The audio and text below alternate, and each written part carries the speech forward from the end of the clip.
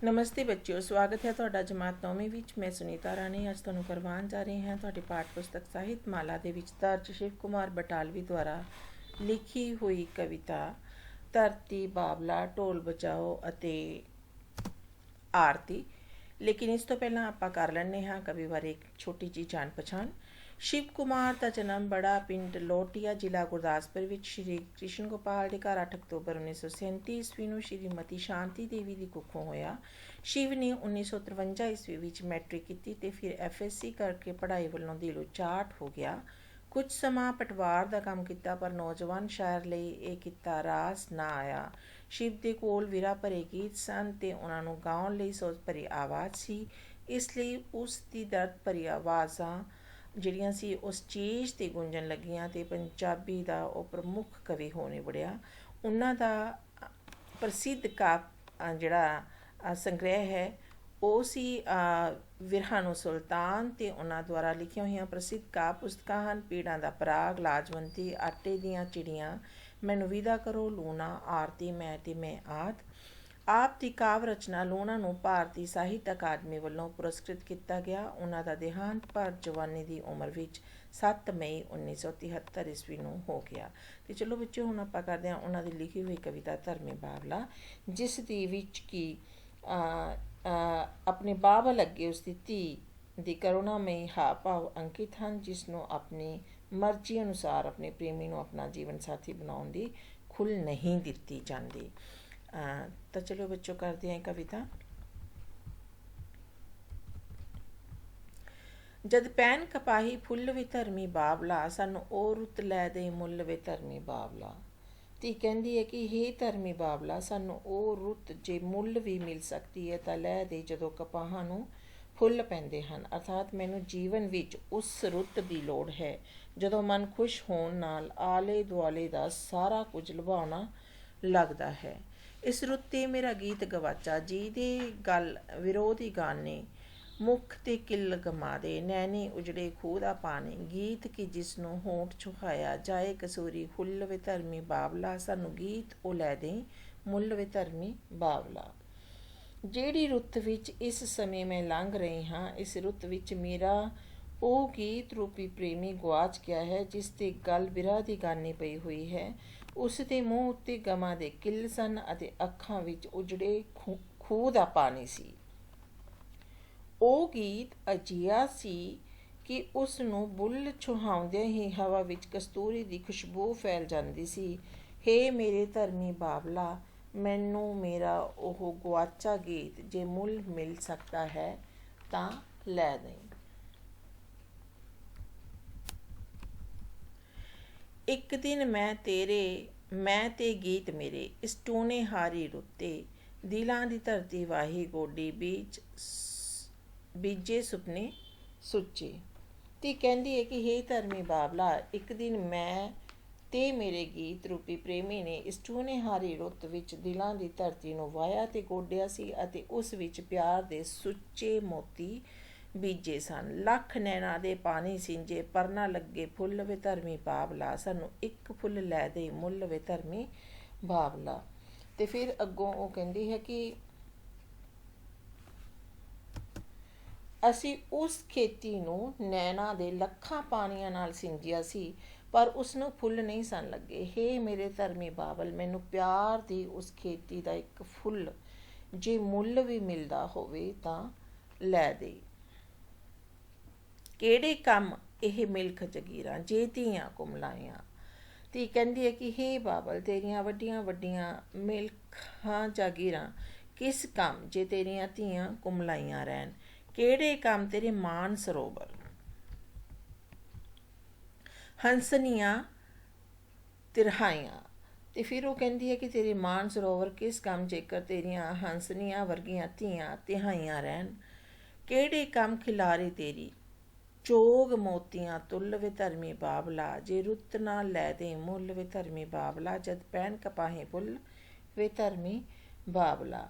ਤੇਰੀਆਂ ਮੋਤੀਆਂ ਤੁੱਲ ਖਿਲਾਰੀ ਚੋਗ ਵੀ ਕਿਸੇ ਕੰਮ ਨਹੀਂ ਜੇਕਰ ਤੇਰੀਆਂ ਧੀਆਂ ਅਤ੍ਰਿਪਤ ਰਹਿਣ। ਹੇ ਧਰਮੀ ਬਾਬਲ, ਸਾਨੂੰ ਉਹ ਰੁੱਤ ਜੇਕਰ ਮੁੱਲ ਵੀ ਮਿਲ ਸਕਦੀ ਹੈ ਲੈ ਦੇ, ਜਿਸ ਰੁੱਤ ਵਿੱਚ ਕਪਾਹਾਂ ਨੂੰ ਫੁੱਲ ਪੈਂਦੇ ਹਨ। ਤਾਂ ਇਹ ਸੀ ਬਹੁਤ ਹੀ ਸੁੰਦਰ ਕਵਿਤਾ ਜਿਸ ਦਾ ਨਾਂ ਸੀ ਧਰਮੀ ਬਾਬਲਾ, ਜੋ ਕਿ ਸ਼ਿਵ ਕੁਮਾਰ ਜੀ ਦੀ ਲਿਖੀ ਹੋਈ ਹੈ। ਅਤੇ ਇਸ ਕਵਿਤਾ ਨੂੰ ਪੜ੍ਹਨ ਤੋਂ ਬਾਅਦ ਇਸ ਦਾ ਅੰਤਰੀ ਭਾਵ ਅਸੀਂ ਇਹੀ ਕਹਾਂਗੇ ਕਿ ਧੀ ਆਪਣੇ ਬਾਬਲ ਤੋਂ ਇੱਛਾ ਕਰਦੀ ਹੈ ਕਿ ਉਹ ਉਸ ਨੂੰ ਆਪਣੇ ਮਨਪਸੰਦ ਪ੍ਰੇਮੀ ਨੂੰ ਆਪਣਾ ਜੀਵਨ ਸਾਥੀ ਬਣਾਉਣ ਦੇਵੇ, ਨਹੀਂ ਤਾਂ ਬਾਪ ਦੇ ਘਰ ਦੀ ਅਮੀਰੀ ਅਤੇ ਖੁਸ਼ਹਾਲੀ ਉਸਦੇ ਕਿਸੇ ਕੰਮ ਨਹੀਂ, ਅਤੇ ਉਹ ਬਿਰਹਾ ਦੀ ਪੀੜ ਹਟਾਉਂਦੀ ਹੈ। ਤਾਂ ਬੱਚੋ, ਇਸ ਕਵਿਤਾ ਦੀ ਪੁਨਰ ਆਵਰਤੀ ਦੇ ਲਈ ਅਸੀਂ ਇੱਕ ਵਾਰੀ ਇਸ ਵਿੱਚ ਆਏ ਹੋਏ ਜਿਹੜੇ ਪ੍ਰਸ਼ਨ ਉੱਤਰ ਹੈ ਉਹਨਾਂ ਨੂੰ ਕਰ ਲੈਂਦੇ ਹਾਂ। ਧਰਮੀ ਬਾਬਲਾ ਕਵਿਤਾ ਕਿਸ ਦੀ ਲਿਖੀ ਹੋਈ ਹੈ? ਧਰਮੀ ਬਾਬਲਾ ਕਵਿਤਾ ਸ਼ਿਵ ਕੁਮਾਰ ਬਟਾਲਵੀ ਦੀ ਲਿਖੀ ਹੋਈ ਹੈ। ਧਰਮੀ ਬਾਬਲਾ ਕਵਿਤਾ ਵਿੱਚ ਕਿਸ ਦੇ ਭਾਵ ਅੰਕਿਤ ਹਨ? ਧਰਮੀ ਬਾਬਲਾ ਕਵਿਤਾ ਦੇ ਵਿੱਚ ਜਵਾਨ ਧੀ ਦੇ ਭਾਵ ਅੰਕਿਤ ਹਨ। ਜਵਾਨ ਧੀ ਧਰਮੀ ਬਾਬਲ ਤੋਂ ਕੀ ਮੰਗਦੀ ਹੈ? ਜਵਾਨ ਧੀ ਧਰਮੀ ਬਾਬਲ ਤੋਂ ਜੀਵਨ ਸਾਥੀ ਚੁਣਨ ਦੀ ਖੁੱਲ੍ਹ ਮੰਗਦੀ ਹੈ। ਧਰਮੀ ਬਾਬਲਾ ਗੀਤ ਵਿੱਚ ਕਿਹੋ ਜਿਹੇ ਭਾਵ ਅੰਕਿਤ ਹਨ? ਧਰਮੀ ਬਾਬਲਾ ਕਵਿਤਾ ਗੀਤ ਜਿਹੜੀ ਹੈ ਉਸ ਵਿੱਚ ਕਰੁਣਾਮਈ ਜਿਹੜੇ ਭਾਵ ਹੈ ਉਹ ਅੰਕਿਤ ਹਨ।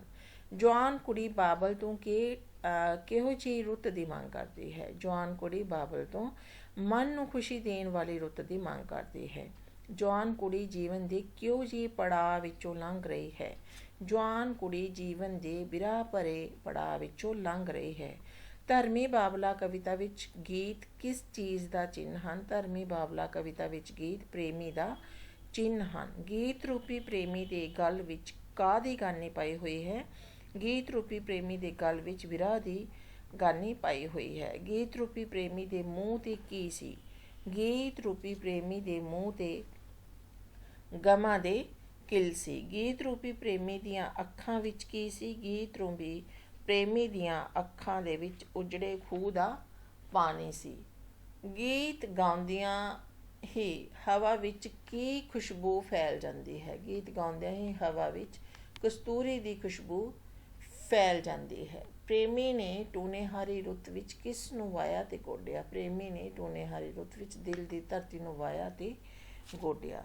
ਤੇ ਚਲੋ ਬੱਚੋ, ਹੁਣ ਆਪਾਂ ਸ਼ਿਵ ਕੁਮਾਰ ਬਟਾਲਵੀ ਦੀ ਲਿਖੀ ਹੋਈ ਕਵਿਤਾ ਆਰਤੀ ਕਰਦੇ ਹਾਂ। ਮੈਂ ਕਿਸ ਹੰਝੂ ਦਾ ਦੀਵਾ ਬਾਲ ਕੇ ਤੇਰੀ ਆਰਤੀ ਗਾਵਾਂ, ਮੈਂ ਕਿਹੜੇ ਸ਼ਬਦਾਂ ਦੇ ਬੂਹੇ ਤੇ ਮੰਗਣ ਗੀਤ ਅੱਜ ਜਾਵਾਂ, ਜੇ ਤੈਨੂੰ ਕਰਨ ਲਈ ਭੇਟਾਂ ਮੈਂ ਤੇਰੇ ਦੁਆਰ 'ਤੇ ਆਵਾਂ। ਇਹ ਜਿਹੜੀ ਕਵਿਤਾ ਹੈ ਬੱਚਿਓ, ਇਹ ਇੱਕ ਮਹਾਨ ਕਰਮਯੋਗੀ ਸ਼੍ਰੀ ਗੁਰੂ ਗੋਬਿੰਦ ਸਿੰਘ ਜੀ ਦੀ ਨੂੰ ਸੰਬੋਧਿਤ ਹੈ। ਇਸ ਕਵਿਤਾ ਵਿੱਚ ਕਵੀ ਨੂੰ ਗੁਰੂ ਜੀ ਦੇ ਉੱਚੀ ਕਰਨੀ ਨਾਲ ਭਰਪੂਰ ਜੀਵਨ ਦੇ ਮੁਕਾਬਲੇ ਆਪਣੇ ਥੋਥੇ ਜੀਵਨ ਦਾ ਅਹਿਸਾਸ ਦੁਖੀ ਕਰਦਾ ਹੈ, ਅਤੇ ਕਵੀ ਅਨੁਭਵ ਕਰਦਾ ਹੈ ਕਿ ਜਿੰਨਾ ਚਿਰ ਮਨੁੱਖ ਆਪਣੇ ਜੀਵਨ ਦੇ ਆਦਰਸ਼ ਨੂੰ ਗੁਰੂ ਗੋਬਿੰਦ ਸਿੰਘ ਜੀ ਦੇ ਉੱਚ ਕਰਨੀ ਵਾਲੇ ਤੇ ਕਰਮਯੋਗੀ ਜੀਵਨ ਅਨੁਸਾਰ ਨਹੀਂ ਢਾਲ ਲੈਂਦਾ, ਉਹਨਾਂ ਚਿਰ ਉਹ ਉਹਨਾਂ ਦੀ ਆਰਤੀ ਦਾ ਢੁਕਵਾਂ ਗੀਤ ਗਾਉਣ ਦੇ ਸਮਰੱਥ ਨਹੀਂ ਹੋ ਸਕਦਾ। ਅਤੇ ਇਹਨਾਂ ਸਤਰਾਂ ਦੇ ਵਿੱਚ ਵੀ ਜਿਹੜਾ ਕਵੀ ਹੈ ਉਸਨੇ ਕੁਝ ਅਜਿਹੇ ਭਾਵ ਅੰਕਿਤ ਕੀਤੇ ਹਨ। ਕਵੀ ਗੁਰੂ ਗੋਬਿੰਦ ਸਿੰਘ ਜੀ ਨੂੰ ਸੰਬੋਧਿਤ ਕਰਦਾ ਹੋਇਆ ਕਹਿੰਦਾ ਹੈ ਕਿ ਉਹਨਾਂ ਦੇ ਮਹਾਨ ਕਰਮਯੋਗੀ ਜੀਵਨ ਨੂੰ ਦੇਖ ਕੇ ਉਸਨੂੰ ਸਮਝ ਨਹੀਂ ਆਉਂਦੀ ਕਿ ਉਹ ਕਿਸ ਹੰਝੂ ਦਾ ਦੀਵਾ ਬਾਲ ਕੇ ਉਹਨਾਂ ਦੀ ਆਰਤੀ ਗਾਵੇ।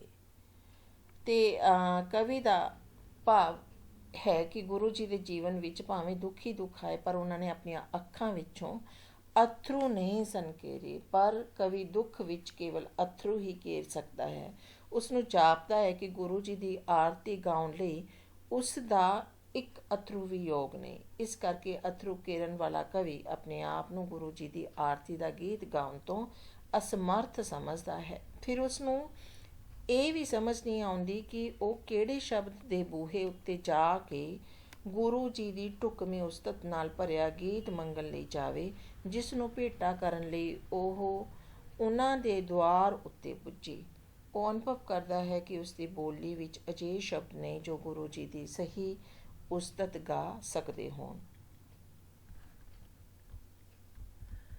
ਮੇਰਾ ਕੋਈ ਗੀਤ ਨਹੀਂ ਐਸਾ ਜੋ ਤੇਰੇ ਮੇਚ ਆ ਜਾਵੇ, ਭਰੇ ਬਾਜ਼ਾਰ ਵਿੱਚ ਜਾ ਕੇ ਜੋ ਆਪਣਾ ਸਿਰ ਕਟਾ ਆਵੇ। ਫਿਰ ਕਵੀ ਗੁਰੂ ਗੋਬਿੰਦ ਸਿੰਘ ਜੀ ਨੂੰ ਸੰਬੋਧਿਤ ਕਰਦੇ ਹੋਏ ਕਹਿੰਦੇ ਹਨ ਕਿ ਉਸ ਦੇ ਦੁੱਖ ਵਿੱਚ ਅਥਰੂ ਕੇਰਨ ਵਾਲਾ ਕਵੀ ਹੋਣ ਕਰਕੇ ਉਸ ਦਾ ਇੱਕ ਵੀ ਗੀਤ ਅਜਿਹਾ ਨਹੀਂ ਜੋ ਗੁਰੂ ਜੀ ਦੇ ਮਹਾਨ ਕਰਮਯੋਗੀ ਦੇ ਸਦਾ ਤੇ ਸਦਾ ਚੜ੍ਹਦੀ ਕਲਾ ਵਿੱਚ ਰਹਿਣ ਵਾਲੇ ਵਿਅਕਤੀਤਵ ਦੀ ਮਹਾਨਤਾ ਨੂੰ ਪਹੁੰਚ ਸਕੇ। ਉਸ ਦਾ ਕੋਈ ਗੀਤ ਅਜਿਹੀ ਸਥਿਤੀ ਵਿੱਚ ਨਹੀਂ ਪੁੱਜਿਆ ਜਿਸ ਵਿੱਚ ਕਿ ਵਿਚਰਦਾ ਹੋਇਆ ਗੁਰੂ ਜੀ ਨੇ ਆਪਣੇ ਪਿਤਾ ਨੂੰ ਭਰੇ ਬਾਜ਼ਾਰ ਵਿੱਚ ਆਪਣਾ ਸਿਰ ਕਟਾਉਣ ਲਈ ਭੇਜ ਦਿੱਤਾ ਸੀ। ਜੋ ਆਪਣੇ ਸੋਲ ਛਿੰਦੇ ਬੋਲ ਨੀਹਾਂ ਵਿੱਚ ਨਾ ਆਵੇ, ਤਿਹਾਈ ਸ਼ਬਦ ਨੂੰ ਤਲਵਾਰ ਦਾ ਪਾਣੀ ਪਿਲਾਏ। ਜੋ ਲੁੱਟ ਜਾਵੇ ਤੇ ਮੁੜ ਵੀ ਯਾਰ ਅੜੇ ਦੇ ਸੱਥਰੀ ਗਾਵੇ। ਤੇ ਫਿਰ ਉਹ ਕਵੀ ਜਿਹੜਾ ਹੈ ਉਹ ਕਹਿੰਦਾ ਹੈ ਕਿ ਆਪਣੇ ਸੋਲ ਪਿਆਰੇ ਬੱਚਿਆਂ ਨੂੰ ਨੇਹਾਂ ਵਿੱਚ ਚਿਣਵਾ ਦਿੱਤਾ ਸੀ। ਗੁਰੂ ਜੀ ਨੇ ਚਮਕੌਰ ਦੀ ਗੜੀ ਵਿੱਚ ਜੰਗ ਵਿੱਚ ਭੇਜੇ ਆਪਣੇ ਬੱਚਿਆਂ ਦੇ ਪਾਣੇ ਸ਼ਬਦ ਉਚਾਰਨ ਤੇ ਉਹਨਾਂ ਨੂੰ ਤਲਵਾਰ ਦਾ ਪਾਣੀ ਪੀਣ ਲਈ ਭੇਜ ਦਿੱਤਾ ਸੀ। ਇਸ ਕਰਕੇ ਕਵੀ ਅਨੁਭਵ ਕਰਦਾ ਹੈ ਕਿ ਉਸ ਦਾ ਕੋਈ ਵੀ ਗੀਤ ਗੁਰੂ ਜੀ ਦੀ ਸਹੀ ਉਸਤਤ ਜਿਹੜਾ ਹੈ ਉਹ ਨਹੀਂ ਕਰ ਸਕਦਾ। ਜੇ ਲੁੱਟ ਜਾਵੇ ਤੇ ਮੁੜ ਵੀ ਯਾਰ ਅੜੇ ਦੇ ਸੱਥਰੀ ਗਾਵੇ। ਕਵੀ ਗੁਰੂ ਨੂੰ ਕਹਿੰਦਾ ਹੈ ਕਿ ਉਸ ਦੇ ਦੁੱਖ ਵਿੱਚ ਅਥਰੂ ਕੇਰਨ ਵਾਲਾ ਕਵੀ ਹੋਣ ਕਰਕੇ ਉਸ ਦਾ ਇੱਕ ਵੀ ਗੀਤ ਅਜਿਹਾ ਨਹੀਂ ਜੋ ਗੁਰੂ ਜੀ ਵਰਗੇ ਮਹਾਨ ਕਰਮਯੋਗੀ ਨੂੰ ਸਦਾ ਚੜ੍ਹਦੀ ਕਲਾ ਵਿੱਚ ਜਿਹੜਾ ਰਹਿਣ ਵਾਲੇ ਵਿਅਕਤੀ ਦੀ ਮਹਾਨਤਾ ਤੱਕ ਪਹੁੰਚ ਸਕੇ। ਉਸ ਦਾ ਇੱਕ ਵੀ ਗੀਤ ਅਜਿਹੀ ਸਥਿਤੀ ਵਿੱਚ ਨਹੀਂ ਉਪਜਿਆ ਜਿਸ ਵਿੱਚ ਗੁਰੂ ਜੀ ਸਾਰਾ ਕੁਝ ਲੁਟਾ ਕੇ ਵੀ ਮਾਛੀਵਾੜੀ ਦੇ ਜੰਗਲਾਂ ਵਿੱਚ ਭਟਕਦਿਆਂ ਸੱਥਰਾਂ ਉੱਪਰ ਲੇਟ ਕੇ ਪਿਆਰੇ ਪ੍ਰਭੂ ਦੇ ਭਾਣੇ ਨੂੰ ਮਿੱਠਾ ਮੰਨ ਰਿਹਾ ਹੈ। ਚਿੜੀ ਦੇ ਖੰਭ ਦੀ ਲਲਕਾਰ ਸੋਭਾ ਜਾਨ ਨੂੰ ਖਾ ਜਾਵੇ, ਮੈਂ ਕਿੰਜ ਤਲਵਾਰ ਦੀ ਗਾਨੇ ਅੱਜ ਆਪਣੇ ਗੀਤ ਗਲ ਪਾਵਾਂ। ਫਿਰ ਉਹਨਾਂ ਦੇ ਸੰਪਰਕ ਵਿੱਚ ਆਈ ਚਿੜੀ ਵੀ ਇੰਨੀ ਬਹਾਦਰ ਬਣ ਜਾਂਦੀ ਸੀ ਕਿ ਉਸ ਦੇ ਖੰਭ ਦੀ ਲਲਕਾਰ ਸੈਂਕੜੇ ਜ਼ਾਲਮਬਾਜ਼ਾਂ ਨੂੰ ਖਾ ਜਾਂਦੀ ਸੀ। ਉਸ ਦੇ ਗੀਤ ਦਾ ਰੋਣ ਧੋਣ ਦੀ ਸਥਿਤੀ ਵਿੱਚੋਂ ਉਪਜੇ ਹੋਏ ਤੇ ਬੁਝਦਲ ਹਨ ਅਤੇ ਉਹ ਕਿਸ ਤਰ੍ਹਾਂ ਤਲਵਾਰ ਦੀ ਗਾਨੀ ਆਪਣੇ ਗੀਤਾਂ ਦੀ ਗੱਲ ਪਾ ਸਕਦਾ ਹੈ। ਉਸਦੇ ਗੀਤ ਗੁਰੂ ਜੀ ਦੀ ਮਹਾਨਤਾ ਦੀ ਮੇਚ ਨਹੀਂ ਕਰਦੇ। ਮੇਰਾ ਹਰ ਗੀਤ ਬੁਝਦਿਲ ਹੈ, ਮੈਂ ਕਿਹੜਾ ਗੀਤ ਅੱਜ ਗਾਵਾਂ, ਮੈਂ ਕਿਹੜੇ ਬੋਲ ਦੀ ਭੇਟਾਂ ਲੈ ਤੇਰੇ ਦੁਆਰ ਤੇ ਆਵਾਂ। ਉਸਨੂੰ ਸਮਝ ਨਹੀਂ ਆਉਂਦਾ ਕਿ ਗੁਰੂ ਜੀ ਦੀ ਉਸਤਤ ਵਿੱਚ ਕਿਹੜਾ ਗੀਤ ਗਾਵੇ, ਉਹ ਕਿਹੜੇ ਬੋਲ ਦੀ ਭੇਟਾ ਲੈ ਕੇ ਉਸ ਮਹਾਨ ਕਰਮਯੋਗੀ ਗੁਰੂ ਦੇ ਦਰ ਤੇ ਜਾਵੇ, ਕਿਉਂਕਿ ਉਸਦਾ ਆਪਣਾ ਜੀਵਨ ਗੁਰੂ ਜੀ ਵਰਗਾ ਮਹਾਨ ਨਹੀਂ, ਸਗੋਂ ਕਿਸ ਤਰ੍ਹਾਂ ਦਾ ਹੈ, ਥੋਥਾ ਹੈ। ਮੇਰੇ ਗੀਤਾਂ ਦੀ ਮਹਿਫਿਲ 'ਚੋਂ ਕੋਈ ਉਹ ਗੀਤ ਨਹੀਂ ਲੱਭਦਾ ਜੋ ਤੇਰੇ ਸੀਸ ਮੰਗਣ ਤੇ ਤੇਰੇ ਸਾਹਵੇਂ ਖੜਾ ਹੋਵੇ। ਫਿਰ ਕਵੀ ਗੁਰੂ ਗੋਬਿੰਦ ਸਿੰਘ ਜੀ ਨੂੰ ਸੰਬੋਧਨ ਕਰਦੇ ਹੋਏ ਕਹਿੰਦੇ ਆ ਕਿ ਉਸ ਦੇ ਦੁੱਖ ਵਿੱਚ ਅਥਰੂ ਕੇਰਨ ਵਾਲਾ ਕਵੀ ਹੋਣ ਕਰਕੇ ਉਸ ਦੇ ਗੀਤਾਂ ਦੀ ਮਹਿਫਿਲ ਵਿੱਚ ਇੱਕ ਵੀ ਅਜਿਹਾ ਗੀਤ ਨਹੀਂ ਲੱਭਦਾ ਜੋ ਉਸ ਦੇ ਸੀਸ ਮੰਗਣ ਉੱਤੇ ਸੀਸ ਭੇਟ ਕਰਨ ਲਈ ਉਸ ਦੇ ਸਾਹਮਣੇ ਖੜਾ ਹੋ ਜਾਵੇ, ਜੋ ਮੈਲੇ ਹੋ ਚੁੱਕੇ ਲੋਹੇ ਨੂੰ ਆਪਣੇ ਖੂਨ ਵਿੱਚ ਧੋਵੇ ਅਤੇ ਮੈਲੇ ਹੋ ਚੁੱਕੇ ਲੋਹੇ ਨੂੰ ਸਿਰ ਦੀ ਕੁਰਬਾਨੀ ਦੇ ਕੇ ਆਪਣੇ ਲਹੂ ਨਾਲ ਧੋ ਦੇਵੇ। ਕਿ ਜਿਸ ਦੀ ਮੌਤ ਪਿੱਛੋਂ ਉਸ ਨੂੰ ਕੋਈ ਸ਼ਬਦ ਨਾ ਰੋਵੇ, ਕਿ ਜਿਸ ਨੂੰ ਪੀੜ ਤਾਂ ਕਿ ਜਿਸ ਨੂੰ ਅਹਿਸਾਸ ਨਾ ਛੋਵੇ। ਕਵੀ ਗੁਰੂ ਗੋਬਿੰਦ ਸਿੰਘ ਜੀ ਨੂੰ ਸੰਬੋਧਨ ਕਰਦੇ ਹੋਏ ਕਹਿੰਦੇ ਹਨ ਕਿ ਉਸ ਦਾ ਇੱਕ ਵੀ ਗੀਤ ਅਜਿਹਾ ਨਹੀਂ ਜਿਹੜਾ ਉਸ ਸਥਿਤੀ ਵਿੱਚ ਉਪਜਿਆ ਹੋਵੇ ਜਿਹੜੇ ਉਸ ਸਥਿਤੀ ਵਿੱਚੋਂ ਗੁਰੂ ਗੋਬਿੰਦ ਜੀ ਦੇ ਸਿੱਖ ਉਪਜੇ ਹਨ। ਠੀਕ ਹੈ, ਕਿ ਜਿਸ ਦੀ ਮੌਤ ਪਿੱਛੋਂ ਉਸ ਨੂੰ ਕੋਈ ਸ਼ਬਦ ਨਾ ਰੋਵੇ, ਕਿ ਜਿਸ ਨੂੰ ਪੀੜ ਤਾਂ ਕਿ ਜਿਸ ਨੂੰ ਅਹਿਸਾਸ ਨਾ ਛੋ। ਜਿਨ੍ਹਾਂ ਦੀ ਮੌਤ ਉੱਤੇ ਕੋਈ ਰੋਂਦਾ ਨਹੀਂ, ਸਗੋਂ ਉਸ ਦੇ ਵਾਰਸ ਉਸ ਨੂੰ ਹੱਕ ਸੱਚ ਦੀ ਰਾਖੀ ਲਈ ਸ਼ਹੀਦ ਹੋ ਗਿਆ ਸਮਝ ਕੇ ਫਖਰ ਮਹਿਸੂਸ ਕਰਦੇ ਸਨ ਤੇ ਗੁਰੂ ਦਾ ਭਾਨਾ ਮੰਗਦੇ ਹਨ। ਜੋ ਲੋਹਾ ਪੀ ਸਕੇ ਉਹ ਗੀਤ ਕਿੱਥੋਂ ਲੈ ਕੇ ਮੈਂ ਆਵਾਂ, ਮੈਂ ਆਪਣੀ ਪੀੜ ਦੇ ਅਹਿਸਾਨ ਕੋਲੋਂ ਦੂਰ ਕਿੰਜ ਜਾਵਾਂ। ਤੇ ਉਸ ਦਾ ਇੱਕ ਵੀ ਗੀਤ ਅਜਿਹੀ ਸਥਿਤੀ ਵਿੱਚ ਨਹੀਂ ਉਪਜਿਆ ਜਿਸ ਵਿੱਚੋਂ ਉਸ ਦੇ ਸਿੱਖ ਉਪਜੇ ਸਨ ਜੋ ਕਿ ਦੁੱਖ ਪੀੜ ਦਾ ਅਹਿਸਾਸ ਵੀ ਨਹੀਂ ਸਨ ਕਰਦੇ। ਉਸ ਕੋਲ ਅਜਿਹਾ ਕੋਈ ਗੀਤ ਨਹੀਂ ਜਿਸ ਵਿੱਚ ਦੁਸ਼ਟਾਂ ਦੋਖੀਆਂ ਨਾਲ ਲੋਹਾ ਲੈਣ ਤੇ ਕੁਰਬਾਨੀ ਕਰਨ ਦਾ ਚਾਅ ਹੋਵੇ। ਉਹ ਸਮਝਦਾ ਹੈ ਕਿ ਉਸ ਨੂੰ ਉਹ ਗੀਤ ਕਿਤਿਓਂ ਨਹੀਂ ਮਿਲ ਸਕਦਾ ਜੋ ਗੁਰੂ ਸਾਹਿਬ ਦੀ ਮਹਾਨਤਾ ਦੇ ਮੇਚ ਹੋਵੇ। ਉਸ ਨੂੰ ਆਪਣੀ ਇਸ ਅਸਮਰਥਤਾ ਦਾ ਬੜਾ ਦੁੱਖ ਹੈ ਅਤੇ ਉਹ ਇਸ ਦੁੱਖ ਦੇ ਅਹਿਸਾਸ ਤੋਂ ਦੂਰ ਨਹੀਂ ਜਾ ਸਕਦਾ। ਮੈਂ ਤੇਰੀ ਉਸਤਤ ਦਾ ਗੀਤ ਚਾਹੁੰਦਾ ਹਾਂ ਕਿ ਉਹ ਹੋਵੇ, ਜਿਹਦੇ ਹੱਥ ਸੱਚ ਦੀ ਤਲਵਾਰ ਤੇ ਨੈਣਾ 'ਚ ਰੋਹ ਹੋਵੇ। ਫਿਰ ਕਵੀ ਜਿਹੜੇ ਹੈ ਉਹ ਕਹਿੰਦੇ ਹਨ ਕਿ ਉਹ ਉਹਨਾਂ ਦੀ ਉਸਤਤ ਵਿੱਚ ਇਹੋ ਜਿਹਾ ਗੀਤ ਗਾਵੇ ਜਿਹੜਾ ਕੁਰਬਾਨੀਆਂ ਭਰੇ ਅਮਲੀ ਜੀਵਨ ਵਿੱਚੋਂ ਉਪਜਿਆ ਹੋਵੇ। ਉਹ ਚਾਹੁੰਦਾ ਹੈ ਕਿ ਉਸ ਦੇ ਹੱਥ ਵਿੱਚ ਗੁਰੂ ਜੀ ਦੇ ਵਾਂਗ ਹੀ ਸੱਚ ਦੀ ਤਲਵਾਰ ਤੇ ਨੈਣਾ ਵਿੱਚ ਜ਼ਬਰ ਜ਼ੁਲਮ ਦੇ ਖਿਲਾਫ ਰੋਬ ਜਿਹੜਾ ਹੈ ਉਹ ਭਰਿਆ ਹੋਵੇ, ਜਿਹਦੇ ਵਿੱਚ ਵਤਨ ਦੀ ਮਿੱਟੀ ਲਈ ਅੰਤਾਂ ਦਾ ਮੋਹ ਹੋਵੇ ਤੇ ਉਸ ਵਿੱਚ ਦੇਸ਼ ਦੀ ਮਿੱਟੀ ਲਈ ਬੇਹੱਦ ਪਿਆਰ ਭਰਿਆ ਹੋਵੇ, ਜਿਹਦੇ ਵਿੱਚ ਲਹੂ ਤੇਰੇ ਦੀ ਰਲੀ ਲਾਲੀ ਤੇ ਲੋਹ ਹੋਵੇ ਤੇ ਉਸ ਵਿੱਚ ਗੁਰੂ ਜੀ ਦੇ ਲਹੂ ਦੀ ਲਾਲੀ ਅਤੇ ਲੋਹ ਜਿਹੜੀ ਹੈ ਉਹ ਰਲੀ ਹੋਵੇ, ਅਰਥਾਤ ਉਹ ਗੁਰੂ ਜੀ ਦੇ ਜੀਵਨ ਅਤੇ ਆਦਰਸ਼ਾਂ ਅਨੁਸਾਰ ਹੀ ਢਲਿਆ ਹੋਇਆ ਹੱਕ ਸੱਚ ਲਈ ਕੁਰਬਾਨੀਆਂ ਕਰਨ ਵਾਲਾ ਹੋਵੇ। ਮੈਂ ਆਪਣੇ ਲਹੂ ਦਾ ਕਿਸੇ ਗੀਤ ਨੂੰ ਟਿੱਕਾ ਕਿਵੇਂ ਲਾਵਾਂ, ਮੈਂ ਬੁਝਦਿਲ ਗੀਤ ਲੈ ਕੇ ਕਿਸ ਤਰ੍ਹਾਂ ਤੇਰੇ ਦੁਆਰ 'ਤੇ ਆਵਾਂ। ਉਹ ਆਪਣੇ ਦੁੱਖਾਂ ਪੀੜਾਂ ਕਾਰਨ ਰੋਣ ਧੋਣ ਵਾਲੇ ਲਹੂ ਦਾ ਟਿੱਕਾ ਕਿਸੇ ਗੀਤ ਨੂੰ ਨਹੀਂ ਲਾ ਸਕਦਾ। ਉਹ ਆਪਣੇ ਬੁਝਦਿਲ ਗੀਤ ਨੂੰ ਲੈ ਕੇ ਗੁਰੂ ਜੀ ਦੇ ਦੁਆਰੇ ਉੱਤੇ ਨਹੀਂ ਜਾ ਸਕਦਾ। ਮੈਂ ਚਾਹੁੰਦਾ ਇਸ ਤੋਂ ਪਹਿਲਾਂ ਕਿ ਤੇਰੀ ਆਰਤੀ ਗਾਵਾਂ। ਕਵੀ ਗੁਰੂ ਜੀ ਨੂੰ ਸੰਬੋਧਨ ਕਰਦੇ ਹੋਏ ਕਹਿੰਦੇ ਹਨ ਕਿ ਗੁਰੂ ਜੀ ਦੀ ਉਸਤਤ ਭਰੀ ਆਰਤੀ ਦਾ ਗੀਤ ਗਾਉਣ ਤੋਂ ਪਹਿਲਾਂ ਮੈਂ ਮੈਲੇ ਸ਼ਬਦ ਧੋ ਕੇ ਜੀਵ ਦੀ ਕਿੱਲੀ 'ਤੇ ਪਾ ਆਵਾਂ। ਪਹਿਲਾਂ ਆਪਣੇ ਜੀਵਨ ਉਹਨਾਂ ਦੇ ਜੀਵਨ ਅਤੇ ਆਦਰਸ਼ ਅਨੁਸਾਰ ਢਾਲਣਾ ਚਾਹੁੰਦਾ ਹੈ। ਉਹ ਚਾਹੁੰਦਾ ਹੈ ਕਿ ਉਹ ਗੀਤ ਲਿਖਣ ਲਈ ਜਿਨ੍ਹਾਂ ਮੈਲੇ ਸ਼ਬਦਾਂ ਦੀ ਉਹ ਪਹਿਲਾਂ ਵਰਤੋਂ ਕਰਦਾ ਆਇਆ ਹੈ ਉਹਨਾਂ ਨੂੰ ਧੋ ਕੇ ਜੀਵ ਦੀ ਕਿੱਲੀ 'ਤੇ ਸੁੱਕਣੇ ਪਾ ਦੇਵੇ ਤੇ ਮੈਲੇ ਸ਼ਬਦ ਸੁੱਕਣ ਤੀਕ ਤੇਰੀ ਹਰ ਪੀੜ ਚੁੰਮ ਆਵਾਂ, ਤੇਰੀ ਹਰ ਪੈੜ ਤੇ ਹੰਝੂ ਦਾ ਇੱਕ ਸੂਰਜ ਜਗਾ ਆਵਾਂ। ਤੇ ਫਿਰ ਉਹ ਕਹਿੰਦਾ ਹੈ ਕਿ ਉਹਨਾਂ ਦੇ ਸੁੱਕ ਕੇ ਗੀਤ ਬਣਨ ਲਈ ਤਿਆਰ ਹੋਣ ਤੱਕ ਉਹ ਗੁਰੂ ਜੀ ਦੀ ਹਰ ਪੀੜ ਨੂੰ ਆਵੇ ਤੇ ਹਰ ਪੈੜ ਉੱਪਰ ਆਪਣੇ ਅਥਰੂ ਦਾ ਇੱਕ ਸੂਰਜ ਉਗਾ ਕੇ ਵਾਪਸ ਆਵੇ ਤੇ ਆਪਣੇ ਗੀਤਾਂ ਨੂੰ ਜੰਗ ਵਿੱਚ ਲੋਹਾ ਖੜਕਾਉਣ ਤੇ ਲੋਹਾ ਖਾਣ ਦੀ ਆਦਤ ਪਾ ਦੇਵੇ। ਮੈਂ ਲੋਹਾ ਪੀਣ ਦੀ ਆਦਤ ਜ਼ਰਾ ਗੀਤਾਂ ਨੂੰ ਪਾਵਾਂ, ਮੈਂ ਸ਼ਾਇਦ ਫੇਰ ਕੁਝ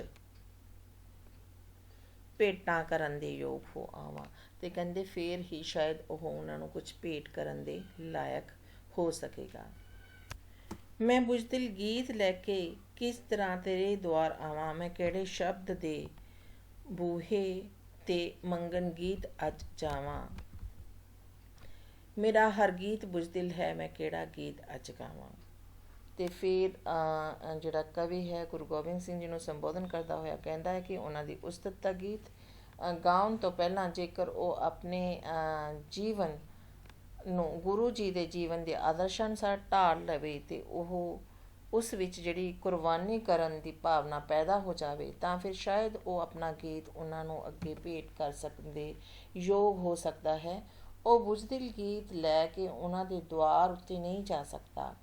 ਉਂਝ ਉਸ ਨੂੰ ਸਮਝ ਨਹੀਂ ਆਉਂਦੀ ਕਿ ਉਹ ਕਿਹੜੇ ਸ਼ਬਦ ਦੇ ਬੂਹੇ ਉੱਤੇ ਜਾ ਕੇ ਗੁਰੂ ਜੀ ਦੀ ਢੁਕਵੀਂ ਉਸਤਤ ਨਾਲ ਭਰਿਆ ਗੀਤ ਮੰਗਣ ਲਈ ਜਾਵੇ, ਜਿਸ ਨੂੰ ਉਹ ਉਹਨਾਂ ਅੱਗੇ ਭੇਟਾ ਕਰਨ ਲਈ ਲੈ ਕੇ ਜਾਵੇ। ਉਸ ਨੂੰ ਆਪਣੇ ਦੁੱਖਾਂ ਤੇ ਰੋਣ ਧੋਣ ਨਾਲ ਭਰੇ ਸਾਰੇ ਹੀ ਗੀਤ ਜਿਹੜੇ ਬੁਝਦਿਲ ਜਾਪਦੇ ਹਨ। ਤਾਂ ਇਹ ਬਹੁਤ ਹੀ ਜਿਹੜੀ ਸੁੰਦਰ ਰਚਨਾ ਸੀ ਸ਼ਿਵ ਕੁਮਾਰ ਬਟਾਲਵੀ ਜੀ ਦੀ, ਜਿਸ ਦਾ ਨਾਂ ਸੀ ਆਰਤੀ। ਤਾਂ ਇਹ ਪੂਰੀ ਕਵਿਤਾ ਜਿਹੜੀ ਹੈ ਇਸ ਨੂੰ ਪੜ੍ਹਨ ਤੋਂ ਬਾਅਦ ਸਾਨੂੰ ਜਿਹੜਾ ਇਸ ਦਾ ਅੰਤਰੀ ਭਾਵ ਇਹ ਲੱਗਦਾ ਹੈ ਕਿ ਜਿੰਨਾ ਚਿਰ ਮਨੁੱਖ ਆਪਣੇ ਜੀਵਨ ਦੇ ਆਦਰਸ਼ ਨੂੰ ਗੁਰੂ ਗੋਬਿੰਦ ਸਿੰਘ ਜੀ ਦੇ ਉੱਚ ਕਰਨੇ ਵਾਲੇ ਕਰਮਯੋਗੀ ਜੀਵਨ ਦੇ ਅਨੁਸਾਰ ਨਹੀਂ ਢਾਲਦਾ, ਉਨਾ ਚਿਰ ਉਹਨਾਂ ਦੀ ਉਸਤਤ ਦੀ ਆਰਤੀ ਦਾ ਢੁਕਵਾਂ ਗੀਤ ਗਾਉਣ ਦੇ ਸਮਰੱਥ ਜਿਹੜਾ ਉਹ ਨਹੀਂ ਹੋ ਸਕਦਾ। ਤਾਂ ਬੱਚੋ ਇਸ ਕਵਿਤਾ ਨੂੰ ਦੁਹਰਾਉਣ ਦੇ ਲਈ ਆਪਾਂ ਇਸ ਵਿੱਚ ਆਏ ਹੋਏ ਕੁਝ ਜਿਹੜੇ ਪ੍ਰਸ਼ਨ ਹੈ ਉਹ ਡਿਸਕਸ ਕਰ ਲੈਂਦੇ ਹਾਂ। ਸ਼ਿਵ ਕੁਮਾਰ ਬਟਾਲਵੀ ਦੀ ਕਿਸੇ ਇੱਕ ਕਵਿਤਾ ਦਾ ਨਾਂ ਲਿਖੋ। ਸ਼ਿਵ ਕੁਮਾਰ ਬਟਾਲਵੀ ਦੀ ਕਵਿਤਾ ਦਾ ਨਾਂ ਹੈ ਆਰਤੀ। ਆਰਤੀ ਕਵਿਤਾ ਕਿਸ ਨੂੰ ਸੰਬੋਧਿਤ ਹੈ? ਆਰਤੀ ਕਵਿਤਾ ਗੁਰੂ ਗੋਬਿੰਦ ਸਿੰਘ ਜੀ ਨੂੰ ਸੰਬੋਧਿਤ ਹੈ। ਕਵੀ ਕਿਸ ਚੀਜ਼ ਦਾ ਦੀਵਾ ਬਾਲਣਾ ਚਾਹੁੰਦਾ ਹੈ? ਕਵੀ ਹੰਝੂ ਦਾ ਦੀਵਾ ਬਾਲਣਾ ਚਾਹੁੰਦਾ ਹੈ। ਆਰਤੀ ਕਵਿਤਾ ਵਿੱਚ ਕਵੀ ਨੂੰ ਗੁਰੂ ਜੀ ਦੀ ਆਰਤੀ ਗਾਉਣ ਲਈ ਆਪਣੇ ਵਿੱਚ ਕੀ ਕਮੀ ਲੱਗਦੀ ਹੈ? ਆਰਤੀ ਕਵਿਤਾ ਵਿੱਚ ਕਵੀ ਨੂੰ ਗੁਰੂ ਜੀ ਦੀ ਆਰਤੀ ਗਾਉਣ ਲਈ ਆਪਣੇ ਵਿੱਚ ਕਰਮਯੋਗੀ ਜੀਵਨ ਦੀ ਜਿਹੜੀ ਕਮੀ ਹੈ ਉਹ ਲੱਗਦੀ ਹੈ। ਕਵੀ ਨੂੰ ਗੁਰੂ ਜੀ ਦੀ ਆਰਤੀ ਗਾਉਣ ਲਈ ਆਪਣੀ ਕਿਹੜੀ ਚੀਜ਼ ਨੂੰ ਉਹਨਾਂ ਦੇ ਮੀਚ ਦੀ ਨਹੀਂ ਲੱਗਦੀ? ਕਵੀ ਨੂੰ ਗੁਰੂ ਜੀ ਦੀ ਆਰਤੀ ਗਾਉਣ ਲਈ ਆਪਣੀ ਕੋਈ ਵੀ ਚੀਜ਼ ਜਿਹੜੀ ਹੈ ਉਹਨਾਂ ਦੇ ਮੀਚ ਨਹੀਂ ਲੱਗਦੀ। ਆਪਣੇ ਸੋਲ ਛਿੰਦੇ ਬੋਲ ਕਿਸ ਨੇ ਨੀਹਾਂ ਵਿੱਚ ਚਿਣਾਏ ਸਨ ਤੇ ਤਿਹਾਈ ਨੂੰ ਤਲਵਾਰ ਦਾ ਪਾਣੀ ਪਿਆਇਆ ਸੀ? ਗੁਰੂ ਗੋਬਿੰਦ ਸਿੰਘ ਜੀ ਨੇ। ਗੁਰੂ ਗੋਬਿੰਦ ਸਿੰਘ ਜੀ ਨੇ ਕਿੱਥੇ ਯਾਰੜੇ ਦੇ ਸੱਥਰੀ ਗਾਇਆ ਸੀ? ਜਾਂ ਗੁਰੂ ਜੀ ਸਭ ਕੁਝ ਲੁਟਾ ਕੇ ਵੀ ਕਿੱਥੋਂ ਦੇ ਜੰਗਲਾਂ ਵਿੱਚ ਭਟਕੇ? ਗੁਰੂ ਜੀ ਸਭ ਕੁਝ ਲੁਟਾ ਕੇ ਵੀ ਮਾਛੀਵਾੜੇ ਦੇ ਜੰਗਲਾਂ ਵਿੱਚ ਭਟਕੇ। ਕਵੀ ਨੂੰ ਆਪਣੀ ਕਿਹੜੀ ਚੀਜ਼ ਬੁਝਦਿਲ ਜਾਪਦੀ ਹੈ? ਕਵੀ ਨੂੰ ਆਪਣਾ ਹਰ ਇੱਕ ਗੀਤ ਜਿਹੜਾ ਹੈ ਉਹ ਬੁਝਦਿਲ ਜਾਪਦਾ ਹੈ। ਕਿਸ ਦੀ ਅਗਵਾਈ ਵਿੱਚ ਚਿੜੀ ਦੇ ਖੰਭ ਦੀ ਲਲਕਾਰ 100 ਬਾਜਾਂ ਨੂੰ ਖਾ ਜਾਂਦੀ ਸੀ? ਗੁਰੂ ਗੋਬਿੰਦ ਸਿੰਘ ਜੀ ਦੀ ਅਗਵਾਈ ਵਿੱਚ ਚਿੜੀ ਦੇ ਖੰਭ ਦੀ ਲਲਕਾਰ ਵੀ 100 ਬਾਜਾਂ ਨੂੰ ਖਾ ਜਾਂਦੀ ਸੀ। ਕਵੀ ਅਨੁਸਾਰ ਗੁਰੂ ਜੀ ਦੀ ਉਸਤਤੀ ਦੇ ਗੀਤ ਵਿੱਚ ਕਿਹੜੀ ਤਲਵਾਰ ਹੋਣੀ ਚਾਹੀਦੀ ਹੈ? ਸੱਚ ਦੀ। ਕਵੀ ਗੁਰੂ ਜੀ ਦੀ ਆਰਤੀ ਗਾਉਣ ਤੋਂ ਪਹਿਲਾਂ ਆਪਣੇ ਗੀਤਾਂ ਨੂੰ ਕੀ ਆਦਤ ਪਾਉਣਾ ਚਾਹੁੰਦਾ ਹੈ? ਕਵੀ ਗੁਰੂ ਜੀ ਦੀ ਆਰਤੀ ਗਾਉਣ ਤੋਂ ਪਹਿਲਾਂ ਆਪਣੇ ਗੀਤਾਂ ਨੂੰ ਲੋਹਾ ਪੀਣ ਦੀ ਆਦਤ ਪਾਉਣੀ ਚਾਹੁੰਦਾ ਹੈ। ਕਵੀ ਨੂੰ ਆਪਣਾ ਹਰ ਇੱਕ ਗੀਤ ਕਿਉਂ ਜਿਹਾ ਜਾਪਦਾ ਹੈ? ਕਵੀ ਨੂੰ ਆਪਣਾ ਹਰ ਇੱਕ ਗੀਤ ਜਿਹੜਾ ਹੈ ਉਹ ਬੁਝਦਿਲ ਜਾਪਦਾ ਹੈ। ਤਾਂ ਇਹ ਸੀ ਬੱਚਿਓ ਸ਼ਿਵ ਕੁਮਾਰ ਬਟਾਲਵੀ ਦੀ ਲਿਖੀ ਹੋਈ ਕਵਿਤਾ ਢੋਲ ਵਜਾਓ ਤੇ ਹੁਣ ਆਰਤੀ। ਤੇ ਹੁਣ ਆਪਾਂ ਕਰਦੇ ਹਾਂ ਉਹਨਾਂ ਦੀ ਲਿਖੀ ਹੋਈ ਅਗਲੀ ਕਵਿਤਾ ਢੋਲ ਵਜਾਓ।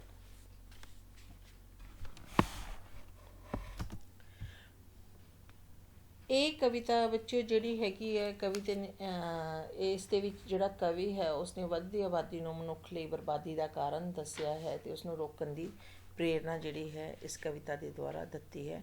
ਢੋਲ ਵਜਾਓ ਕਦੇ ਮੁਨਾਦੀ, ਬਰਬਾਦੀ ਪਈ ਕਰੇ ਆਬਾਦੀ। ਤੇ ਕਵੀ ਕਹਿੰਦਾ ਹੈ ਕਿ ਢੋਲ ਵਜਾ ਕੇ ਢੰਡੋਰਾ ਪਿੱਟੋ ਤੇ ਲੋਕਾਂ ਨੂੰ ਦੱਸੋ ਕਿ ਵੱਧਦੀ ਆਬਾਦੀ ਜਿਹੜੀ ਹੈ ਉਹ ਤਬਾਹੀ ਕਰ ਰਹੀ ਹੈ। ਰੱਕੜ ਬੀਜੇ ਬੰਜਰ ਵਾਇਆ, ਮੋੜ ਮੋੜ ਕੇ ਡੈਮ ਬਣਾਇਆ। ਦੇਖੋ ਦੇਸ਼ ਵਿੱਚ ਰੱਕੜਾਂ ਤੇ ਬੰਜਰਾਂ ਨੂੰ ਵਾਹ ਕੇ ਬੀਜਿਆ ਗਿਆ ਹੈ। ਉਹਨਾਂ ਨੂੰ ਪਾਣੀ ਦੇਣ ਲਈ ਦਰਿਆਵਾਂ ਉੱਤੇ ਬੰਨ ਬਣਾ ਕੇ ਨਹਿਰਾਂ ਕੱਢੀਆਂ ਗਈਆਂ ਹਨ। ਚੋਨਾ ਅੰਨ ਉਗਾਇਆ, ਫਿਰ ਵੀ ਉਹ ਪੂਰਾ ਨਾ ਆਇਆ। ਢੋਲ ਬਜਾਓ ਕਰੇ ਮੁਨਾਦੀ, ਬਰਬਾਦੀ ਪਈ ਕਰੇ ਆਬਾਦੀ।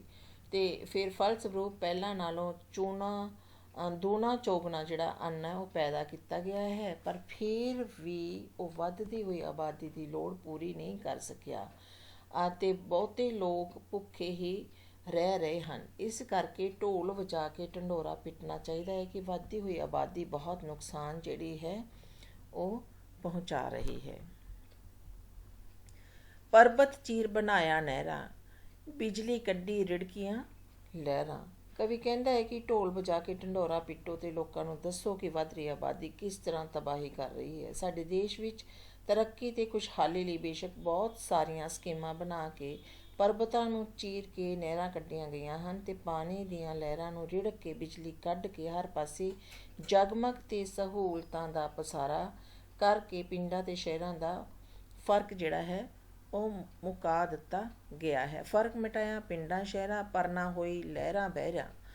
ਢੋਲ ਵਜਾਓ ਕਰੋ ਮੁਨਾਦੀ, ਬਰਬਾਦੀ ਪਈ ਕਰੇ ਆਬਾਦੀ। ਲੇਕਿਨ ਫਿਰ ਵੀ ਘਰ ਘਰ ਵਿੱਚ ਲਹਿਰਾਂ ਬਹਿਰਾਂ ਨਹੀਂ ਹੋ ਸਕੀਆਂ ਕਿਉਂਕਿ ਵੱਧ ਰਹੀ ਆਬਾਦੀ ਨਾਲ ਵੱਧਦੀਆਂ ਲੋੜਾਂ ਨੇ ਤਰੱਕੀ ਦੀਆਂ ਸਕੀਮਾਂ ਦੀ ਪੇਸ਼ ਨਹੀਂ ਜਾਣ ਦਿੱਤੀ।